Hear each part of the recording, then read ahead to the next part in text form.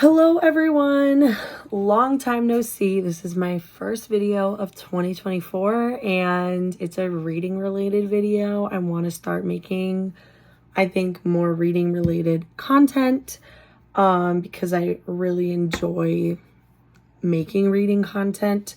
So today I am going to talk about the 12 books I read in January and the 9 books I plan to read in February. I have these in order. Physically, I only have 11 of the ones I read here because one is at school, but I am going to go in order. The first book I read this month was Six of Crows. I started to read this last summer, but got super busy, and then wedding planning kind of got the best of me, and I never finished it. So this is one of my best friend's favorite books, and she's been waiting for me to read it. And I read it, loved it, gave it 4 stars. Cannot wait to read Crooked Kingdom. If you're not familiar, this is about this group of 6 people. They're convicts and runaways, and there's a sharpshooter and a spy and thieves, and they are joining together to go on a heist for this drug that has been super dangerous. And it's just a really captivating story. I'm not usually a fantasy person. I read 2 fantasy books this month, and I gotta say, loved both of them. So this one was a 4 out of 5. The next book I read was Too Late by Colleen Hoover. I actually borrowed this from a coworker, and then I loved it so much that I bought my own copy of it. This is a thriller. It's more on the side of Colleen Hoover's writing that Verity would be. But it is about this girl who has a very horrible boyfriend who's very abusive, but she feels like she has to stay with him because he is paying for her brother's in-home care. And there's a lot of really intense things that go on in this book. If you want to read this, please read the trigger warnings ahead of time because there's a lot of them. But this was my first 5-star read of the year. Next, I read Me and Earl and the Dying Girl, and I heard this was kind of on the lines of a John Green book, and I used to love John Green's writing in high school, so I wanted to check this one out. And I don't know if it was just the audiobook or if I just didn't think the story was that interesting, but I gave this a 3 out of 5. And it's about this boy who's kind of a loser in high school, and one of his ex-girlfriends is diagnosed with cancer, and he wants to spend time with her before her last days, and it gets really dark. So the end, towards the end, I got really interested in this story, but it is kind of a slow start. So I gave it a 3 out of 5. Then I read It's Not Summer Without You. Last year I read The Summer I Turned Pretty, so I wanted to continue. And this one I gave 4 out of 5. I think I gave all 3 of them 4 out of 5, but this is just a continuation of the story. Basically, it starts off where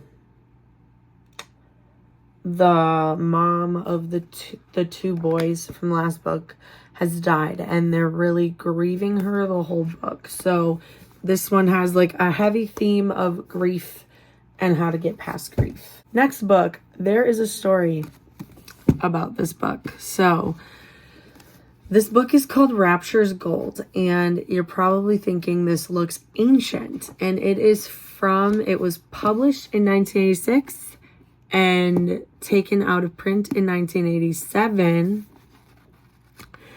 And it is by Roseanne Bittner, and this book was one that my mother-in-law recommended. She said when her and her sister were teens, they would hide under the covers at night and read this to each other. And I was very intrigued, and I wanted to find her a copy. So I went on Thrift Books, and they had 4 copies of this book. So I bought one for me, one for her sister, and one for my book buddy that I always like talk about books with. I had very low expectations for this book. I thought it was just going to be like a smutty cowboy romance from the 80s, and I was so captivated by this story. It is about this girl named Harmony, and she inherits a like gold claim and moves, and she kind of had a bad life. Like her parents abandoned her.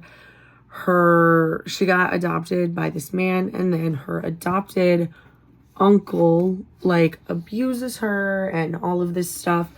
So she cannot wait to like get out of town and like go see her gold claim. And then she meets this guy named Buck Hanner, and he is like a cowboy, and just a bunch of really intense things happen in this book. So this one also I would say there was a bunch of trigger warnings. I don't expect anyone to go out and like try to hunt this book down and read it, but I did give it a 4 out of 5. I really liked the story. The only reason I gave it a 4 out of 5 was because it's from the 80s and the editing was off. There were some typos in here, but the story was good. The next book is at school because it's one I read to my class. We read Frindle as a read aloud, and my kids really liked that book. They gave it a 4 out of 5 because they didn't really like know what a dictionary was, so that was kind of hard for them to understand. But they liked the premise of like a pen being called a frindle and stuff. So Frindle's a fun one if you're looking for a 3rd grade read aloud. Next book I read was Turtles All the Way Down. I've been trying to explore more John Green. My favorite book in high school was The Fault in Our Stars. And I also really loved Paper Towns. This book I never read because it came out like after I graduated high school. I gave this a 3 out of 5. It's about this girl and her friend, and they discover that one of their classmates' dads, who's like a billionaire, was wanted for fraud, but he like went missing. But it turns out the boy doesn't like want to know where his dad is. And he kind of just deals with the grief of losing his dad and everything. And I liked the story. I thought it was really good. I thought that the narrator was kind of annoying at times. How she talked about like getting too much bacteria in her stomach all the time. But I thought this was a good story compared to An Abundance of Catherines, which I rated 1 star last year. This was a good book. And as an adult reading young adult fiction, I still like young adult fiction. All right, now we're getting on to my new favorite book of all time. 1,000 Splendid Suns by Khaled Hosseini. Last year I read Kite Runner by Khaled Hosseini and loved it. Literally, that book gave me emotional damage. This is Khaled Hosseini's best book ever written. Like, the story is so heartbreaking, but so important. And just, I was in tears several times throughout this book. It made me cry multiple times. So yeah, please read this book. It is about a woman in Afghanistan, and she is forced to marry a man when she was 15, and he is like much older than her, not very nice, not very loving. They can't have kids. They keep having like miscarriages and everything. So then this younger girl comes to stay with them, and he forces her to marry him too, and then they have a kid, and he is so abusive to both of these women, and they're basically just in the fight for freedom from this man together.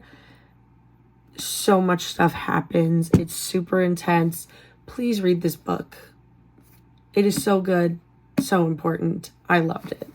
Next book I read Will Always Have Summer. I think out of the three, this one was my favorite because they're grown up and they're planning a wedding, and I don't know. I loved this book and I loved seeing like the ending. I can't wait to watch the series.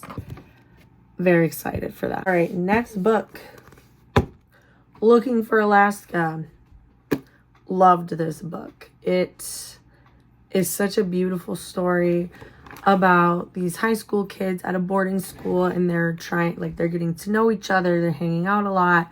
The main character falls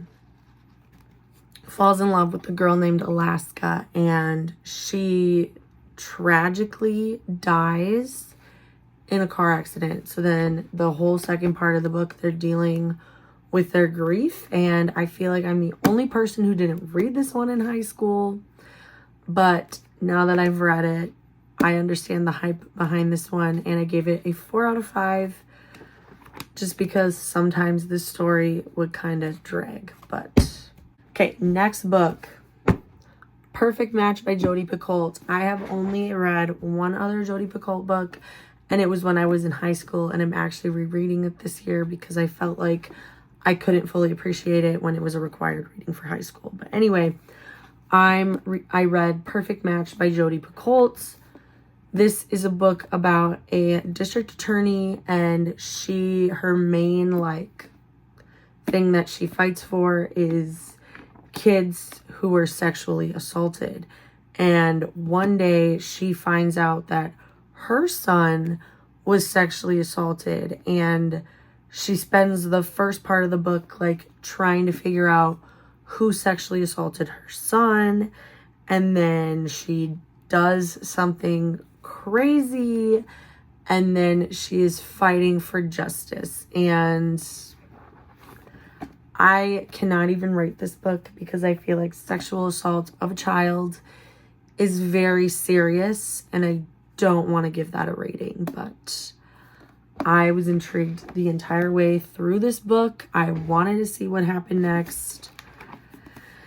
But huge trigger warning for child sexual assault because there are really hard parts to read in this book.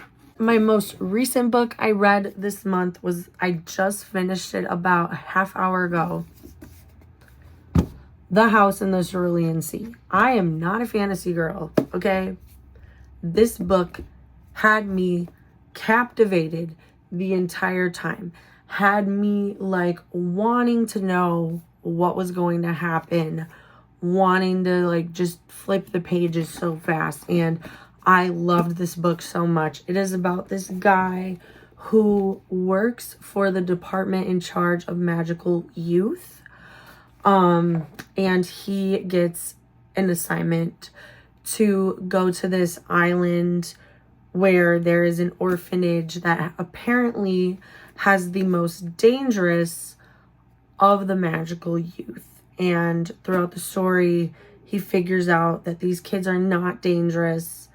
People are just very prejudiced against these children. And it's a beautiful, beautiful story. And I loved it so much. Beginning to end, I was just captivated.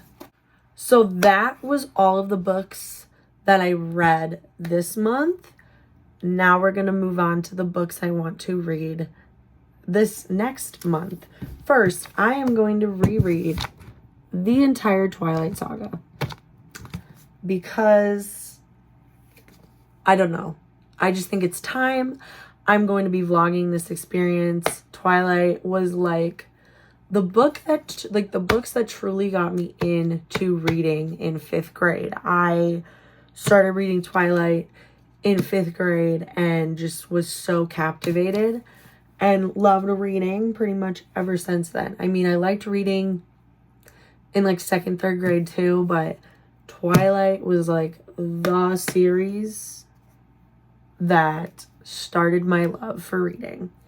So I'm going to be reading all romances in the month of February, starting with Twilight. And this one looks really thick because it's life and death on the other side. But I just wanted a nice hardcover of Twilight because my original Twilight book, which I still have, is the paperback movie tie-in edition. And it is so beat up. I'm going to make an updated bookshelf tour eventually, and you'll see. But yes, I'm going to read Twilight first and foremost. Then I also want to read New Moon. Those are like the 2 Twilight books I want to get done this month, or at least I want to start New Moon. Okay, so onward. Then, and these are in no particular order, but I do want to read Twilight first. Next is Happy Place by Emily Henry. I have not read an Emily Henry book. I own 3. And this is the one I want to read first because I've heard really, really good things and I'm excited to read it. I want to read A Touch of Malice. A Touch of Chaos comes out in March and this is the only one I haven't read yet. So I need to read A Touch of Malice. If you're unfamiliar, this is the Hades Persephone series by Scarlett St. Clair, and I read A Touch of Darkness and A Touch of Ruin, so now I need to read A Touch of Malice. Then I want to read After I Do by Taylor Jenkins Reid. She is my new favorite author. I have loved reading books by her. I'm so excited to dive into another one. I think this one and 3 others are the ones I have to read still, so I'm making my way through Taylor Jenkins Reid's bibliography. Then I want to reread Hopeless because I don't really remember it. I only read it last year, but I want to read Losing Hope, and I feel like I need to read Hopeless again and then read Losing Hope. So, yeah. I want to read The Rescue by Nicholas Sparks. I have a hoard of Nicholas Sparks books that I've just never read. I was like super into Nicholas Sparks in high school. I bought a bunch of his books and just like didn't end up reading them. So I want to read this one. It's a firefighter romance, so I'm excited to read that. I've never read a firefighter romance before. And before you ask, no, pocket-sized books don't really bother me because I can fit them in my purse. And then the last book, I'm going to start reading a bunch of classics. Most of the classics I own, I have not read. So I am going to read the original romance novel, which is Pride and Prejudice by Miss Jane Austen. And I'm very excited to read this. So that is all of the books I read in January and all of the books that I hope to read in February. I will see you soon with either a book related video or a Taylor Swift related video. I don't know yet, but thank you so much for watching. Stay beautiful. Bye.